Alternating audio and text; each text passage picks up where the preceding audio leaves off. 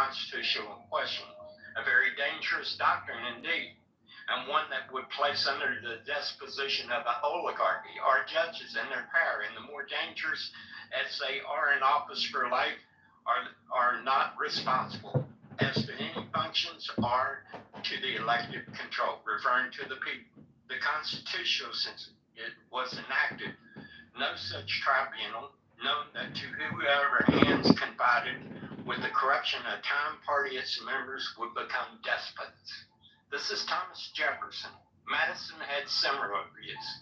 So while everybody here bemoans the challenge to the judiciary and its absolute power, Jefferson and Madison, the framers, the people that want to say we're in a constitutional crisis, well, guess what, folks? These were the people that wrote the document, and this was their concerns about the judiciary that we are willing to bow to on every question, and if you don't bow, then you are some kind of despot, un-American, and insurrectionist.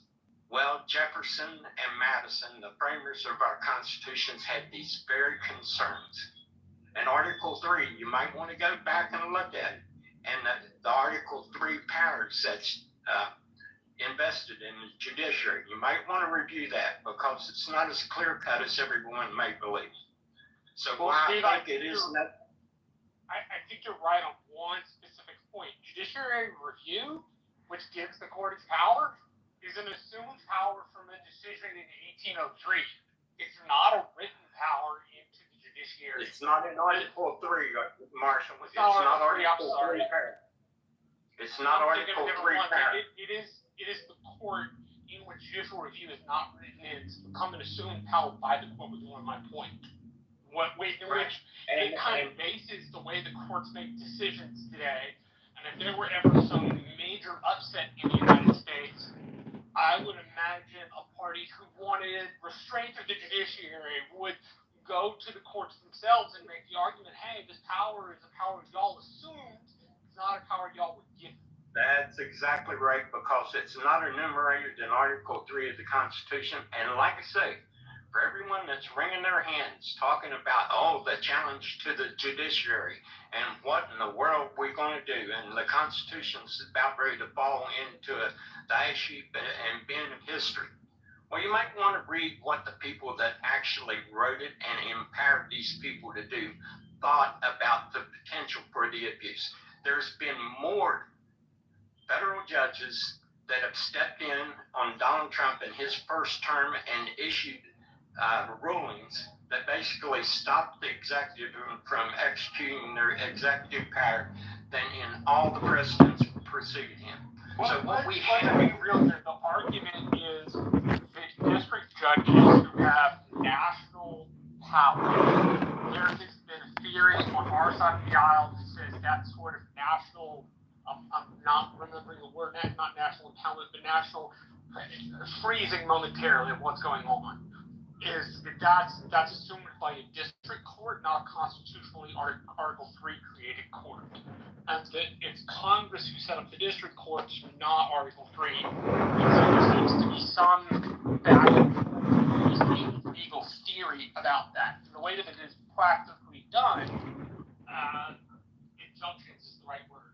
The way it's practically done, the federal district courts have been allowed to issue injunctions for at least all of my lifetime, if not longer.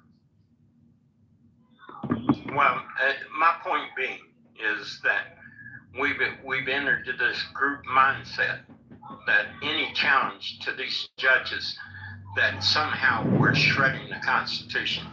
And I would, at the risk of being redundant, just reiterate, and I'll get off the stage here, that Madison and Thomas Jefferson, the primary founders and the primary authors of this document that everybody is so worried that the challenge to the judiciary is going to be burning, had these very concerns at the founding of this country. Jefferson, Madison. And like I say, you may want to go back and read the enumerated powers of Article 3, which is the power that they derive these powers from, and see how it fits with what they're doing. So, And I'll land so there. you arguing that, and I don't want to belabor it because there are a lot of people speaking, but I just want a clarification. Are you arguing that the congressional establishment of the district courts is unconstitutional? No, what I'm arguing, Gary, is that they can appoint, they can inform these judges. That's clearly within congressional power to do, because they have the power to set up the court system. But what they don't have the power to is to grant powers outside of Article 3 of the Constitution that these judges have assumed. And then, here's another thing. Well, okay. I want to keep it brief. I don't want you to continue the argument only because there's so many people on the stage, Steve. I just wanted you to clarify your. Yeah, like Marshall said, there was an assumption of power. The very thing that Madison and Jefferson warned about, because they are not pressured by the normal constraints that other branches of the government are pressured by. So you believe that by extension, I'm not being argumentative, I'm trying to just get a clarification, and I want to move on. So you would say that by extension, that if a judge issues an order that the defendant does not believe the judge has the right to order because the court was not established specifically by Article 3, that he does not have to follow the defendant, that is, the dictate of the court. What? No, that's not what I'm saying. I'm saying Article 3 and the powers given to the judges does not allow them to trample on Article 2 powers. That's what I'm saying. And So then, hold on. This again is for clarification purposes, Steve. This is for clarification purposes. Again, I'm not being argumentative. So are you suggesting that if a plaintiff comes before a district court to challenge an executive order of a president of the United States, that district court does not have jurisdiction over that case? I'm saying it's unresolved if you read Article 3 and the assumption of power. Okay, but do I have standing? Do I have standing before a district court if I wish to challenge an executive order of a president? Do I or do I not? Well, I would have to go do a deep dive read, but I'm telling you, Gary, it's not as clear as a lot of people want to make it sound. Well, then I'm curious. Inferior courts. What are inferior courts? These are established in Article 3. Okay, hold on. We go one at a time. We go one at a time, Florida. My larger point, and I'll get out of the way. We could debate this ad nauseum. I'm not debating it. I'm trying to understand. I'm trying to understand the argument as I hear what you're saying. And that's why I'm asking you, because I suspect that other people are hearing it the way that I am, or maybe I'm a dunce and I don't understand and everybody else does. What you are suggesting is that a district court does not have the authority to rule on a challenge of an administrative executive order. And because that's what you're basically saying. He doesn't have to follow. It is not enumerated in Article 3. I understand it's not enumerated in Article 3.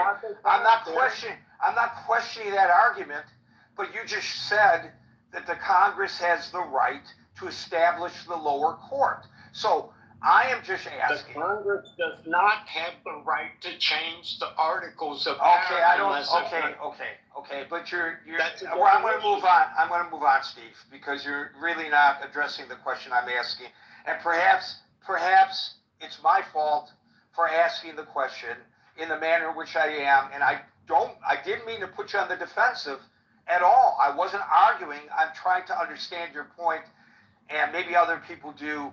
But I walk away from this from not really understanding your point. I don't understand it. Okay, Benjamin. If I had to just synopsis in 15 seconds, the idea is that the Congress has a set of enumerated rights that they're allowed to follow, and the courts have a certain set of enumerated rights they're allowed to follow. And if we're curious on what some of the original thinking was, looking back at Madison and Jefferson in the Federalist Papers, which I think is the part Steve did not say, is a key thing to looking at the differing arguments at the time in establishing those separate branches of government. They're key, both Federalist and Anti-Federalist. And Federalist were in some part written by Madison, and if I'm recalling correctly, Jefferson absolutely did write on the Anti-Federalist side. Right, I understand that part of what he was saying. I'm just asking that I'm just trying to understand, based on that argument, whether a district court has standing for a challenge. I think if you're answering your question honestly, it would depend on what the constitutional challenge was, whether they had standing or not. In the same way that if I were to want to sue over something the government did, I'd first have to be the injured party, right? That I understand all that. That's not the question. I'm talking about the authority of the court to hear the challenge. I was just questioning him on that. I still don't have an answer. I don't need a history lesson about who said what back in the 1700s. I'm just trying to understand the point that he was trying to make. And I don't think anybody is qualified to explain it on his behalf. He has to come back up and explain it when he gets another opportunity.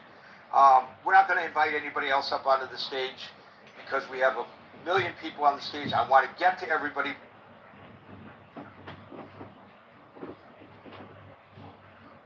We have two Bens. I'm going to Benjamin. Okay, we'll go to Ben. All right, thank you, Gary. To answer the question whether we're facing a constitutional crisis, I think if we're not now, but we're definitely getting closer to it. If the constitutional crisis is, say, the end zone, we're probably 10 yards from it instead of 50. In fact, I think January 6th was even a closer time where we're facing a constitutional crisis. January 6th of a few years ago. What I wanted to say is the danger looking at the past couple months is beyond the individual cases of USAID, DOGE, migrants, etc., is the sense that this current administration is not agreeing to the system where the balancing of powers between the judiciary versus the executive branch and Congress, for that matter. Some of the statements made by the White House, either Trump himself as well as the press secretary, such as how can one individual federal judge rule against the president of the United States? The president of the U.S. is elected. That particular federal judge that ruled against him was not. Therefore, you wouldn't be able to rule against someone who's, federally elected. That all sounds very sort of reasonable. But I think that shows a deep lack of the understanding of how the system works. Federal judges, they do not opine on everything that a president or he or her administration does. Therefore, a comparison of a president versus federal judge on the logic that one is elected, one is not even really, in my mind, sensical. Federal judges have very extremely limited jurisdiction.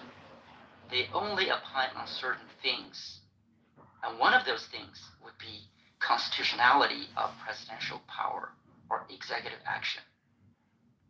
I would say there's one previous case, I think Marshall mentioned that before, that was decided in 1803, Marbury versus Madison. That's a very interesting case for those of us who are interested in understanding this potential constitutional crisis that we're facing. That case basically ruled that the Supreme Court, the federal judiciary, has the power to interpret the Constitution versus Congress. What we're facing right now is maybe the executive branch is coming up and saying, even if Marbury versus Madison rules that way, well, perhaps we have a different scenario here. whereas the president may have the final power over the federal judiciary on interpretation of constitutionality of certain executive power or executive action. That would be, in my mind, a very good constitutional crisis that we must resolve. And if we do not resolve that, Gary, what you're saying in your statement that 2028 Trump might run for the second term, or even better yet, there may be a sort of a Russian system where Trump can stay off for a term, Vance would be the next president, and then a few years back, Trump is back again. Sort of the president versus the prime minister scenario that Russia did. Although here, obviously, a different scenario. That would finally accomplish Mr. Trump's goal of not having any constitutional limitation on his presidency / emperorship or kingship. I mean, all kidding aside, I think it's very important for us to face the facts versus just make arguments based on which political candidate we like or we do not like. And I think the trend of what this current administration is doing is really giving us signals that it is more than just a party, a political problem, that they hate the Democrats, or they wanted to unsolve the problems that the Democrats, a mess the Democrats left. But rather, these actions are really pointing to a fundamental changes that's threatened the stability of the constitutional system. And that, I think, is a lot more important, or at least interesting topic. I think it's both more important and more interesting, which means, at least in my head, I could always be wrong, and I am wrong a lot, but it would mean to me that in the same way that you need a strong Republican Party, that we need a strong Democratic Party who has people that are scions or people we come to listen to that are less than hyperbolic, that are calm, cool, and collected in the way you are. When you said in all seriousness, your kidding is very dry because you yourself are a jurist. And I think that kind of dry kidding needs to be applied to the way both parties think of the justice system. That sense of seriousness and fair play, there seem to be elements in both parties that indicate they want systems that rule in their favor more often than they want systems that tell them, hey, you've messed up. I think that, at least on my assumption, that's more an example of power. Power doesn't like to be corrected. It just is, at least in my estimation, it's just not one of those things that takes correction very well. But it is, as you said, incredibly important and puts things in the right frame of reference for people, which when trying to decide about constitutional crises, how serious things are, we need that sense of good judgment, which I would argue we have lost on my side, and to some degree we have lost on the opposite side of the aisle. Yeah, just really a quick edification for this room. Somebody mentioned that Jefferson, being the original writer of the Constitution, et cetera, actually he was one of the two groups, if you will. Jefferson, the other group is actually Hamilton, represented by, he's one of the leaders. And what's interesting, I found, is that Jefferson was the leader of the party called Democratic Republican. So that was actually one party. And then Hamilton was the leader of the party called Federalist Party. So I thought that was interesting, that it's not that whatever Jefferson said was the only interpretation or intention of the Constitution, but rather he was one of the thought leaders in that case. The last thing I want to say is that what's happening right now is really showing that our constitutional system is quite fragile, in the sense that it takes the leaders or the players, whether the president or the congressmen, senators, as well as the justices, it takes a certain sense of self-awareness or self-restraint to be able to respect the other branch, if you will. And Marbury versus Madison is a good example. After the ruling of that decision, the doctrine was established and then accepted. And follow the course, which is that the Supreme Court is the final arbiter of the constitutional interpretation. Just imagine if that were not the case, where you have a party, one of the three players, that says, "I don't accept that." So that would mean that eventually we're going to come to the point where whoever has more guns, more power, that would actually win the argument. And that is not something unusual. Many governments in the world, on this earth, they do that. They have military coup. So you can imagine, is that a direction that we want to go, where the president can say, "Who the heck is this federal judge that rules against me? I'm going to order something that would be, within my power." And if you look at the three branches, I would say the president has more chance to win if he or she is able to delegate the military to get involved. And that certainly is not what I hope that this problem will evolve or devolve into in the near future. Thank you, Gary. Thank you, Ben. Florida. Oh, wow. Okay. So how do I follow that up? Cannot speaks all the languages with the Hebrew accent, but yeah, he speaks them all. That was a Hebrew accent. God speaks like I will.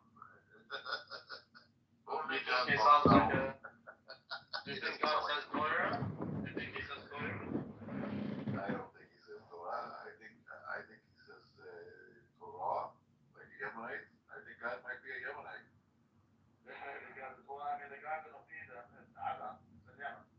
He's Iraqi then.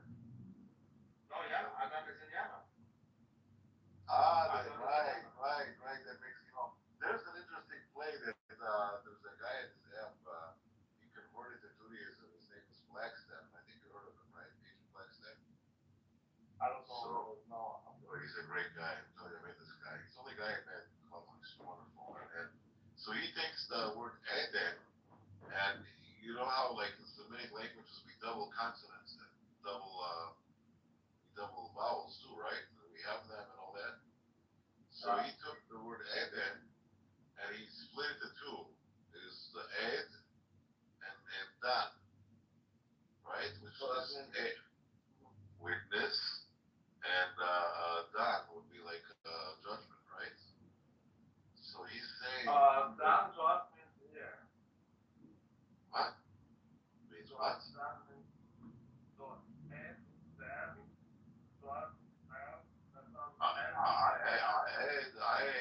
Ed is witness. It's not. I agree. Influential group, though. That's important. Yes, I think it's like a lot downstream from it. But the thing is, like, it's actually a very difficult problem to solve. Like, because I'm working on the same thing. You know, I'm also thinking about this, and my film is my attempt to address exactly this. Yeah. But I think it's interesting that Twin Peaks, the third season, actually, I think that is actually probably one of the best responses I've seen so far because it's so unconventional. It's like nothing else. It's like nothing else that came before. I've seen the whole thing. Yeah. So how long seasons? 3 seasons or what? There's only 3 seasons, but the third season is like every episode is like an hour. You know, like every one. Whereas in the first 2 seasons, But there's only 3 seasons, so that's it. there's only 3 seasons. Well, there's like 20 something episodes in the second season. I think there's about 12 episodes in the first, maybe 10. And then in the third, there's only 12, I think. But yeah, each one is just super long. Whereas in the first 2 seasons, they were shorter than that. I think they were like 13, 40. I had a 47 in this class, and I did like 5 out of the 8 assignments, and it went up to 82. Oh, period. That's actually. Some sort of reprehensible damage to their reputations by honest actors. And I wonder what type of pussification of Democrats, what type of castration have they gone through to which they can't just, I don't know, fight the MAGA rhetoric with the MAGA rhetoric. Like, fight dumb ideas with good ideas and insults with insults. And meet dumb ideas plus insults with insults plus good ideas, right? And I think like it's just going to take a little bit more of that American spirit that the Canadian was talking about 20 minutes ago for anybody to even get something that resembles a government that anybody's going to respect for America to be codified again within the next decade or two. Hopefully. I kind of feel sorry, Florida, for those attorneys, though, because nobody wants to be defiant of a federal judge. And I guarantee you that it's an uncomfortable situation for them that he keeps having them come back to answer his questions because, well, you didn't answer my question on Monday. You didn't answer my questions on Tuesday. You didn't answer my questions on Wednesday. Now we're going to wait till Thursday. You got one more opportunity to answer my questions. But on the other hand... Is he going to order him to prison? Well, I don't know. He ought but to. on the other hand, they have a client, and they have to represent their client in the manner in which their client wants them. And their client, in this case, is the President of the United States. I wouldn't want to be an attorney for Donald Trump, that's for sure. Thank you, either in the public or in the private sector. Thank you, Florida. Benjamin, are you here or no? Okay, Yeah, thanks. Okay, we called you earlier. Go ahead.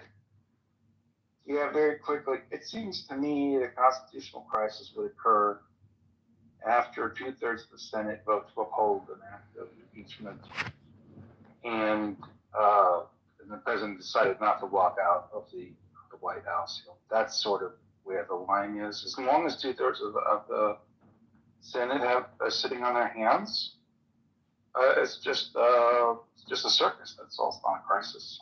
Thanks. Thank you, Benjamin. Merrill.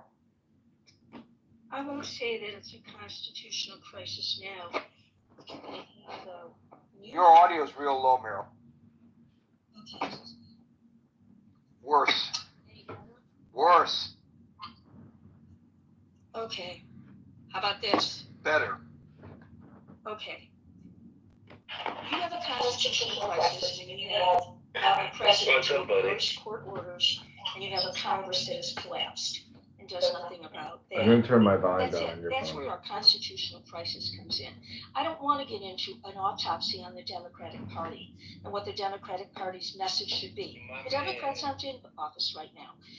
You've got Check out my new ball. with regard to attorneys that go in and argue before a judge and It's a bowling ball pin. information.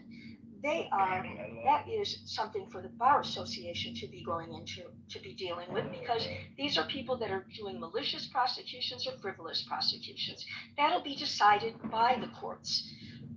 So that's my take on this. That it's not as, and if it involves impeachment, yes, it involves impeachment.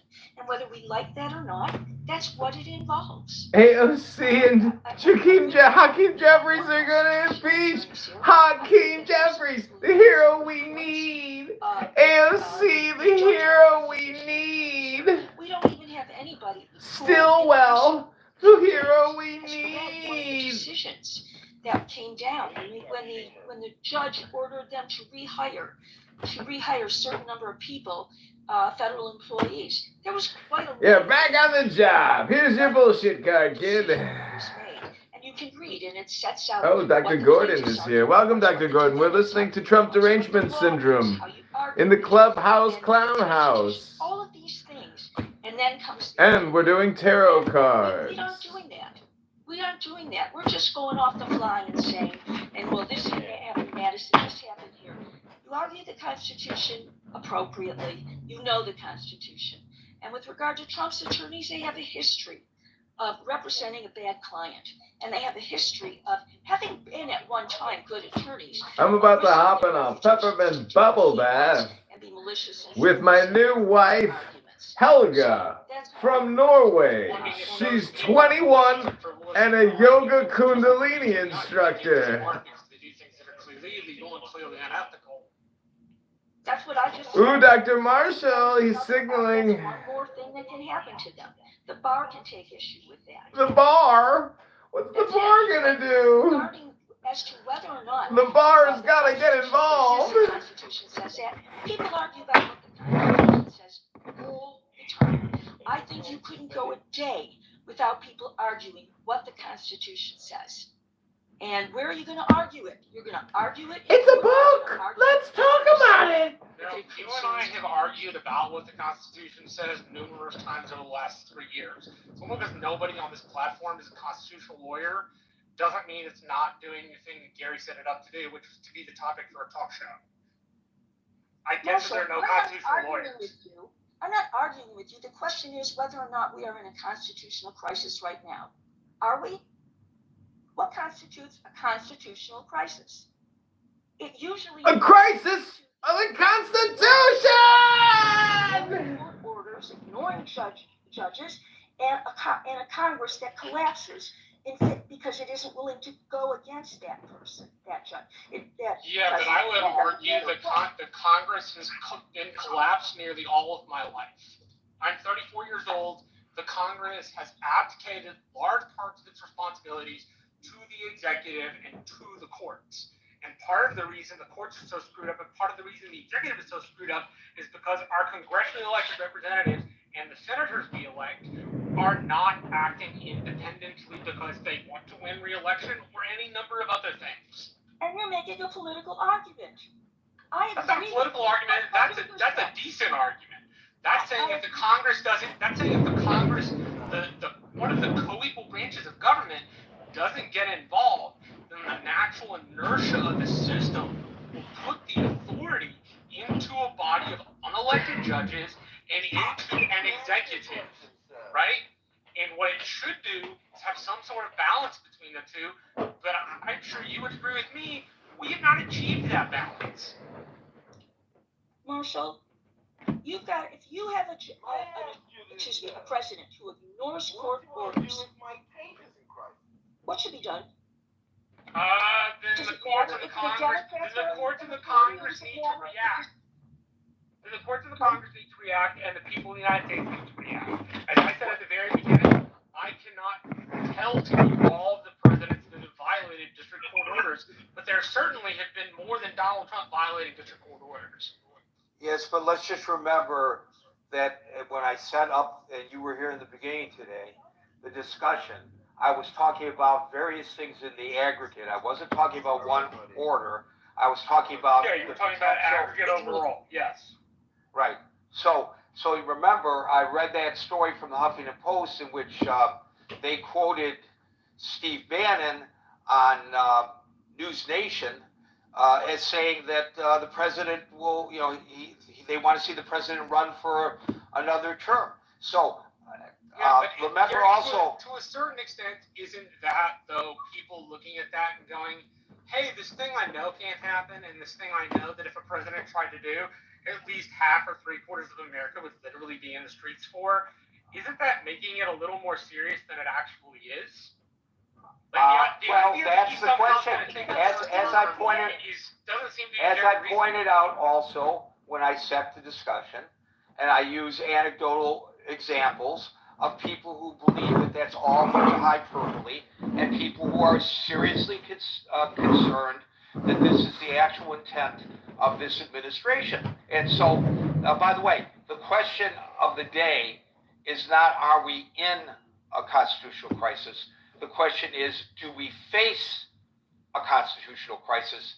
And I know that's maybe a minor difference, very nuanced. No, that's a really big difference. I agree with you. You're right. If we behave like we're behaving now, we could certainly wind ourselves up there. I wholly agree with that. I don't think we're there, but I think if we're not careful on both sides of the aisle, we can wind ourselves up there in a heartbeat.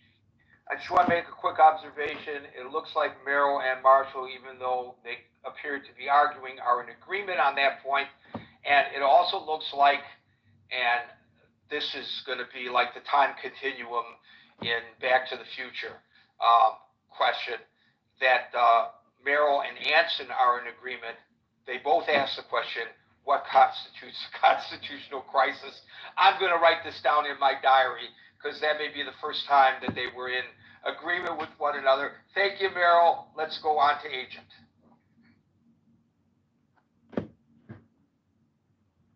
Agent. Sorry, I had to go from my mic there. Apologies. Look, just want to say I think that the branches of government are intact. We have an elected Congress. We have a Senate.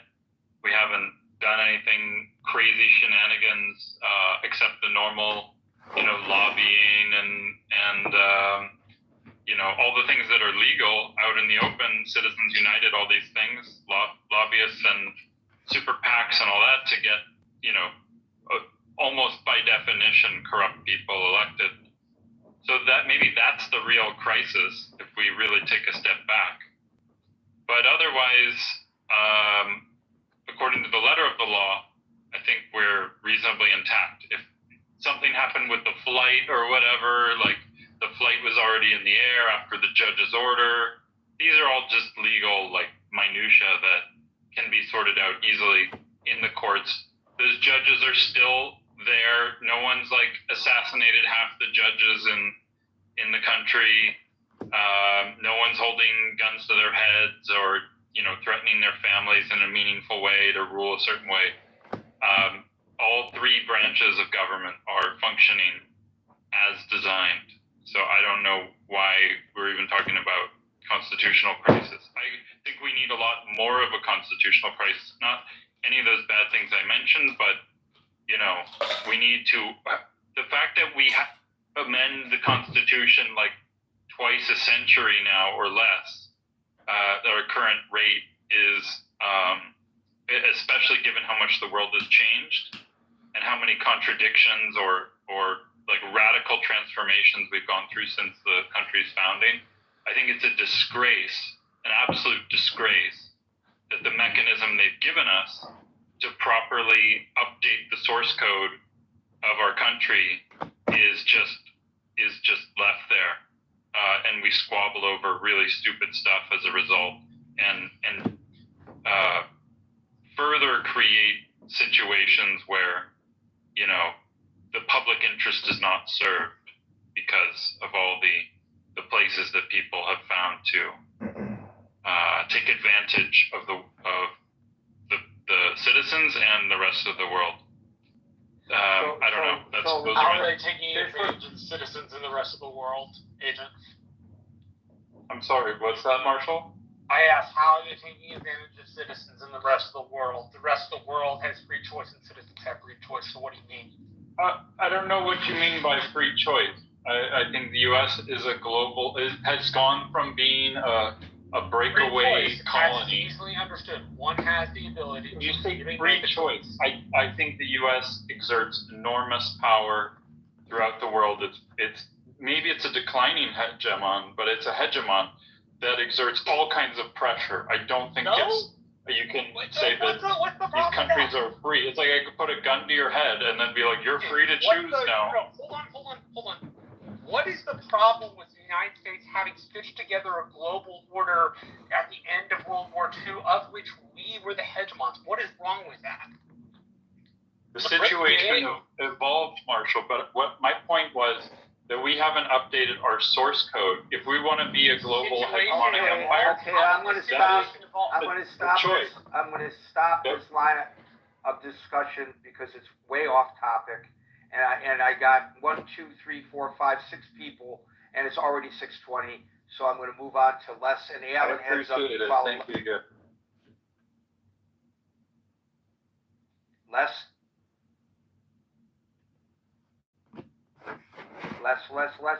There you are. Hi. Les is Mao. So Marbury versus Madison was in 1803. We had 222 years to change the idea that the Supreme Court could review executive decisions for constitutionality, and we didn't do that. 222 years is most of our history.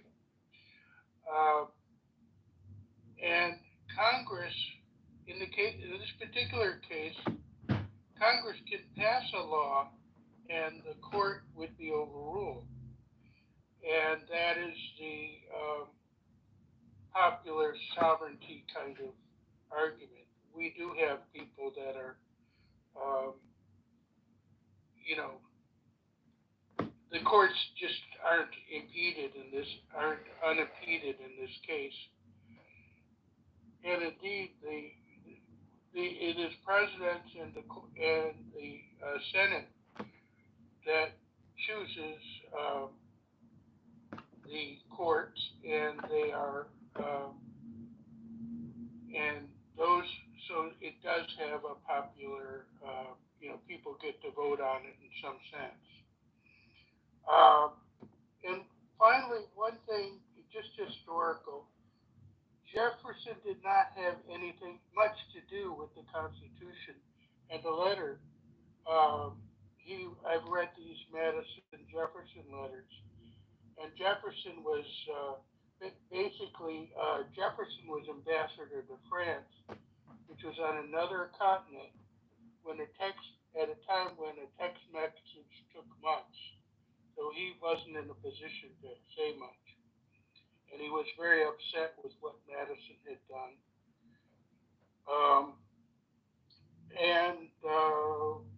What else? Was there anything else?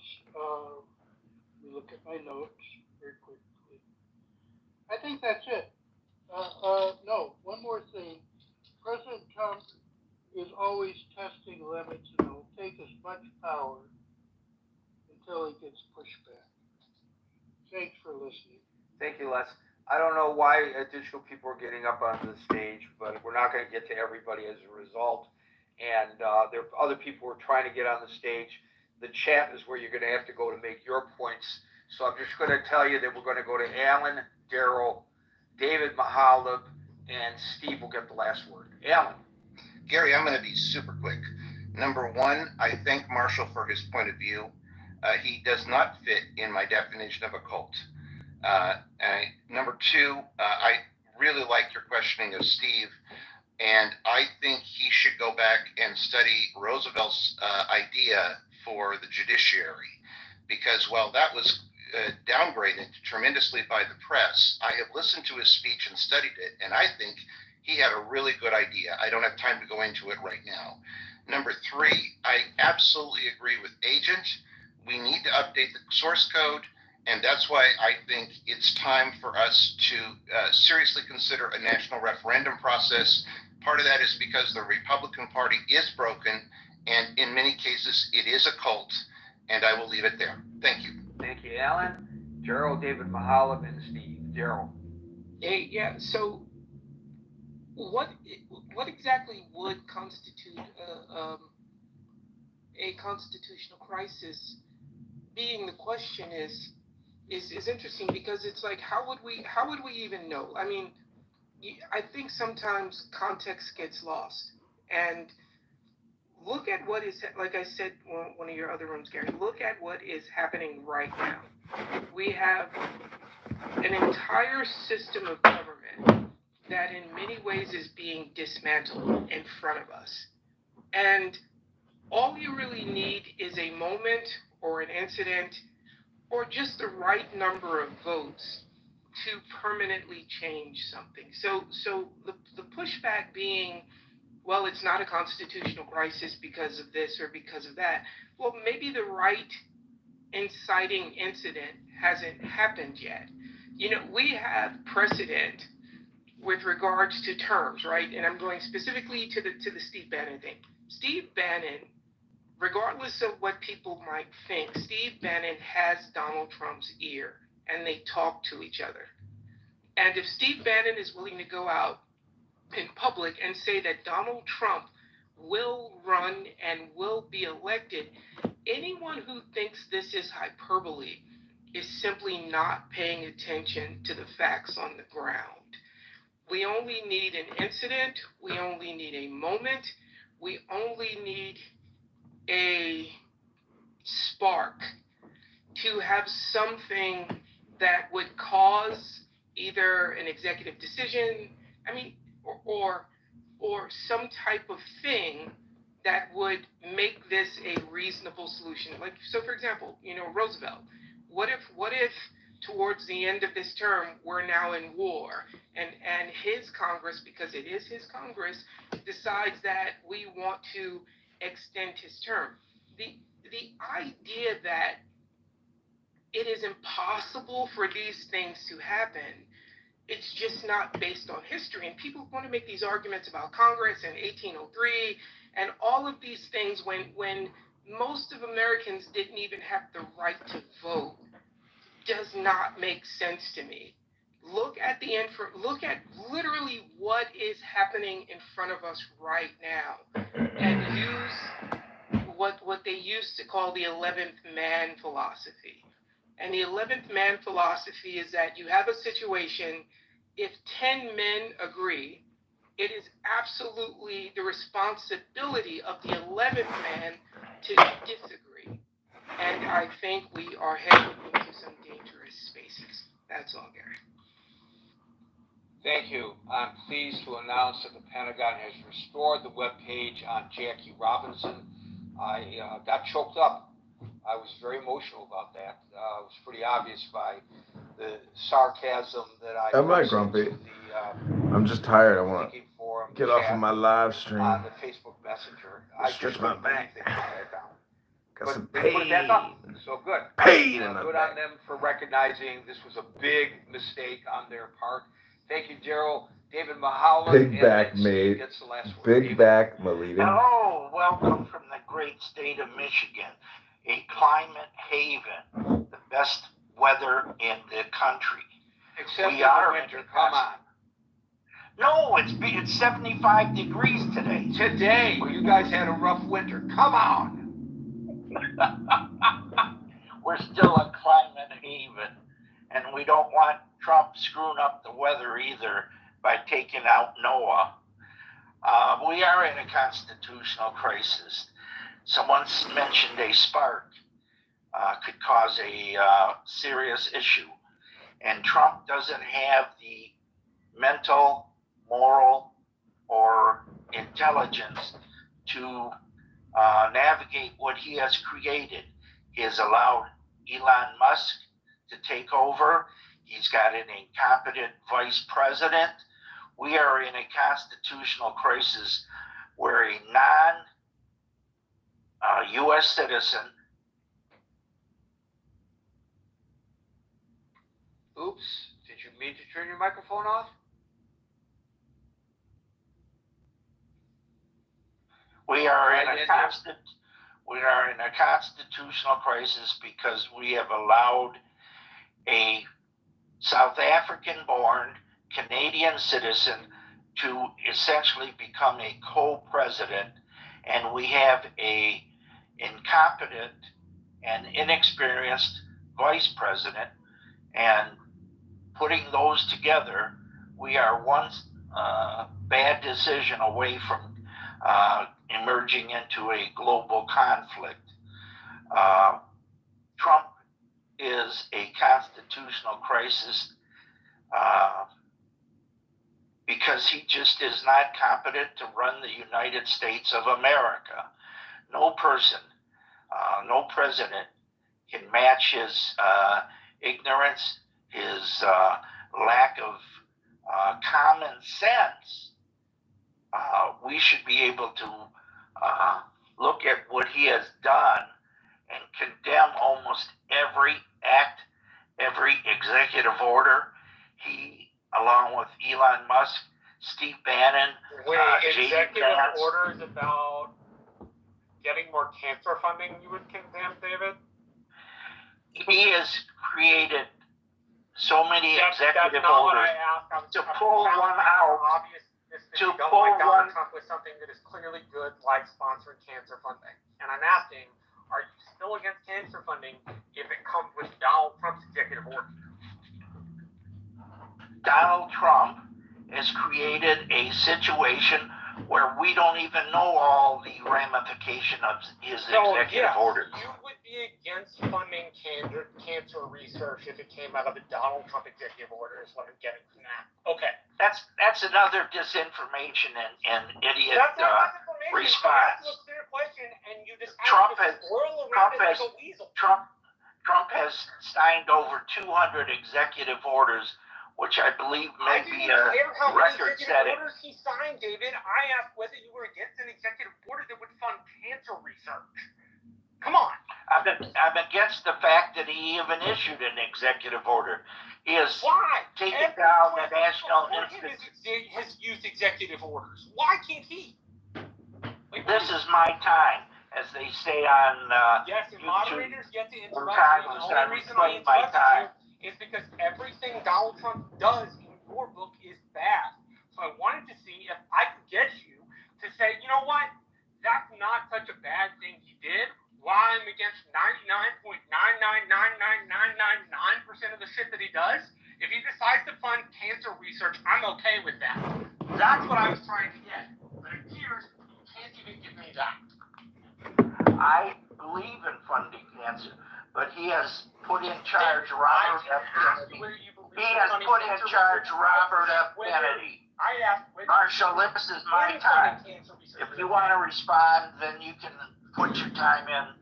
I am putting my time in as a moderator to see if I can get you to show even a modicum of fairness in your assessment of political issues. Because you're the dude on this show who you can always come to for Donald Trump's a terrible person. He's always been a terrible person. He's always going to be a terrible person. In fact, he might even be the devil. Right? You're the person. And I was trying to see if I could get the person who never has anything good to say about the dude to go, you know what? That one thing, I might be okay with that. And that's not a bad thing to ask you, David. It's me trying to figure out if you can be level-headed about something like cancer research when it comes to a political figure you obviously don't like. It's not that difficult, and it's not a bad question for me to ask you. It's a totally logical one and a totally fair one. I answered your question. No. Actions of Donald Trump. Listen, I reclaim my time. Funding cancer Cut him off, research a good Gary. thing? And then you answer Donald Trump doing it is not a good thing. You did not answer whether you would say it's okay for Donald Trump with an executive order to fund cancer research. So no, you did not answer that question. So hold on. I think Marshall, you made your point. I think the people listening in the audience can determine whether he answered it or not. And let's go on with the rest of David has to say, so I can get to Steve and still catch the train. And folks trying to get on the stage, I can't put any more people on. I have to catch a train. But click on the link above, and you can join the chat on Facebook Messenger. Go ahead. I just want to say we are facing the destruction, the dissembling of the United States of America government. You do not go into any business, you do not go into any meeting and throw out all the people or all the things Please don't scroll. I'm just trying to. Please don't scroll. that I'm just are trying. about to be discussed. There's a way of reforming government by taking a serious look at each department and doing a thorough job of evaluating the mission of the department and whether or not the department is fulfilling that mission and who is not necessary to the fulfillment of the mission. So what Trump is doing is taking apart, bit by bit, the United States government. Putin, Xi, Iran, and the rest of the world, even our allies, know that Trump is forcing a constitutional crisis. Everyone knows that Trump is incompetent and not able to properly enunciate U.S. foreign policy, U.S. domestic policy. Everything he has done has disrupted the legitimate purpose and the protections of government that every American deserves. You do not fire veterans en masse. You do not take and dismantle departments that service millions and millions of people. Anyone who defends the actions of Donald Trump since his inauguration is doing a disservice to the United States of America and to the world. Our allies are frightened. Even our enemies are delighted with the actions that Trump has taken. There is no debate about that. No debate. Putin and his news agencies and his spokespeople all are gleeful at the actions of Donald Trump, while the allies and the American people are being damaged day after day after day. I've lost $50,000 in the stock market since Donald Trump has become president, because he doesn't know economic policy. He doesn't know what to do, and he's allowing Elon Musk and Steve Bannon and others to and other incumbents to run the United States of America. Okay, thank you, David. I am We're straying a little Yes. off the topic here, so thank you. And plus, He has destroyed the constitutional protections of millions of U.S. citizens. He has taken away our freedoms. You cannot just deport a United States citizen because you don't like his politics. If that were true, I gotta do some fact 80% checking. of the public would be deported for being Trump supporters. Okay, I want to do a little fact checking here. I want to do a little fact checking here. No U.S. citizens, to my knowledge, have been deported. If you're referring to Khalil, he's a green card holder, but he's not a U.S. citizen. And the other thing is, Musk is a United States citizen. He got his citizenship in 2002,